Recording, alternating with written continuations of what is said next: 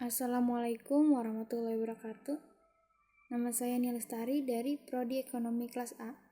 Di sini saya akan menjelaskan tentang inti dan sumber ajaran agama Islam, yaitu Al-Quran, dengan dosen pengampu Bapak Aden Sudarman, SAG MPDI. Yuk simak videonya.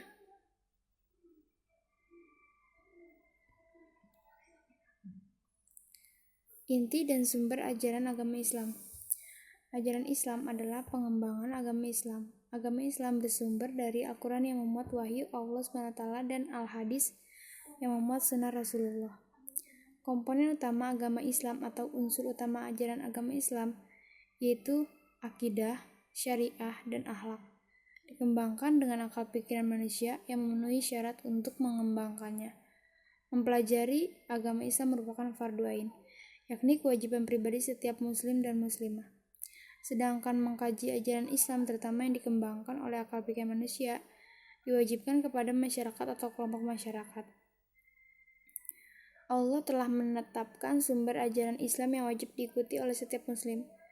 Ketetapan Allah itu terdapat dalam surat An-Nisa ayat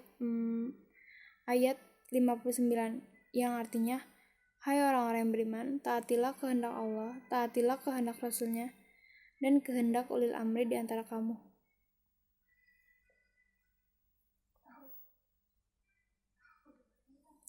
Pengertian Al-Quran. Yang pertama, dari Subhi Al-Salih mendefinisikan Al-Quran sebagai berikut. Kalam Allah SWT yang merupakan mukjizat yang diturunkan kepada Nabi Muhammad SAW dan ditulis di mushaf serta diriwayatkan dengan mutawir. Membacanya termasuk ibadah. Yang kedua, dari Muhammad Ali As-Sabuni mendefinisikan Al-Quran sebagai berikut. Al-Quran adalah firman Allah yang tiada tandingnya, diturunkan kepada Nabi Muhammad SAW, penutup para nabi dan rasul dengan perantara malaikat Jibril alaihissalam, dan ditulis pada mushaf yang kemudian disampaikan kepada kita secara mutawir. Al-Quran memiliki beberapa nama lain, antara lain yang pertama Alkitab yang berarti buku, Al-Furqan yang berarti pembeda benar salah, Az-Zikri pemberi peringatan, Al-Mau'idah pelajaran atau nasihat, Al-Hukum peraturan atau hukum, Al-Hikmah kebijaksanaan, Asy-Syifa obat atau penyembuh. Terus ada ciri-cirinya. Yang pertama, ayat-ayat Makkiyah pada umumnya pendek-pendek, merupakan 19-30 dari seluruh isi Al-Quran. Terdiri dari 86 surat, 4.780 ayat, sedangkan ayat-ayat Madaniyah pada umumnya panjang-panjang, merupakan 11-30 dari seluruh isi Al-Quran. Terdiri dari 28 surat, 1456 ayat.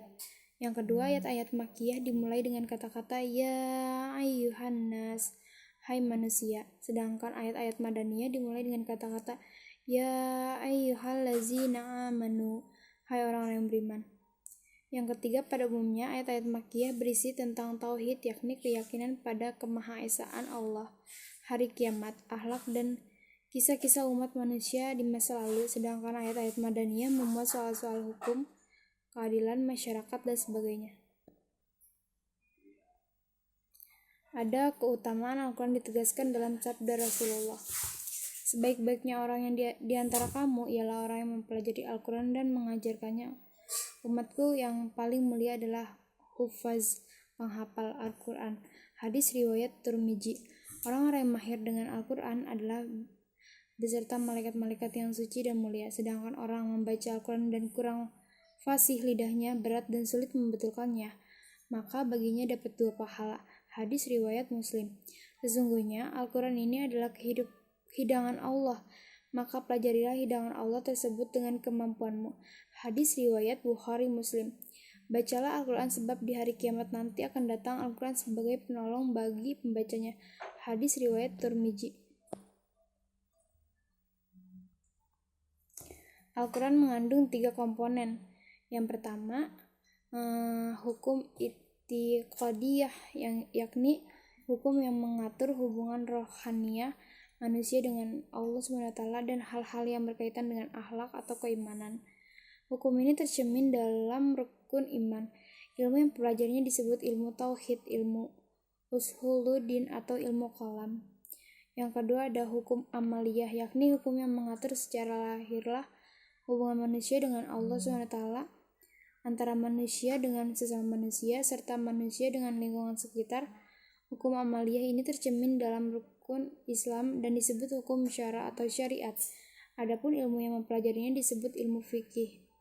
Yang ketiga ada hukum khuluqiyah, yakni hukum yang berkaitan dengan perilaku normal manusia dalam kehidupan, baik sebagai makhluk individu atau makhluk sosial.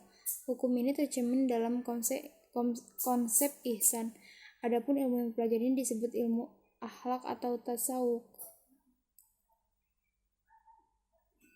Kesimpulannya, mempelajari agama Islam merupakan fardu ain, yakni kewajiban pribadi setiap muslim dan muslimah. Sedangkan mengkaji ajaran Islam terutama yang dikembangkan oleh akal pikiran manusia diwajibkan kepada masyarakat atau kelompok masyarakat.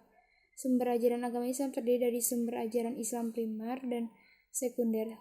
Sumber ajaran agama Islam primer terdiri dari Al-Quran dan As-Sunnah hadis, sedangkan sumber ajaran agama Islam sekunder adalah ijtihad.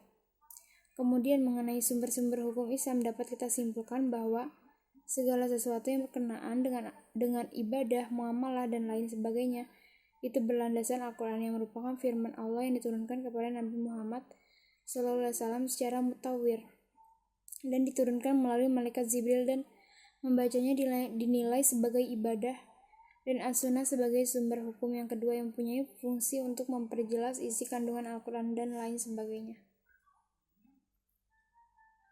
Nah, buat sarannya, marilah kita mengamalkan dan menjadikan Al-Quran dan Al-Sunnah sebagai pedoman dalam kehidupan kita sehari-hari yang merupakan sumber dari hukum agama Islam dan sekaligus dapat membuat kita bahagia baik itu di dunia maupun di akhirat nanti, agar hidup kita jalani lebih sempurna dan mempunyai tujuan hidup.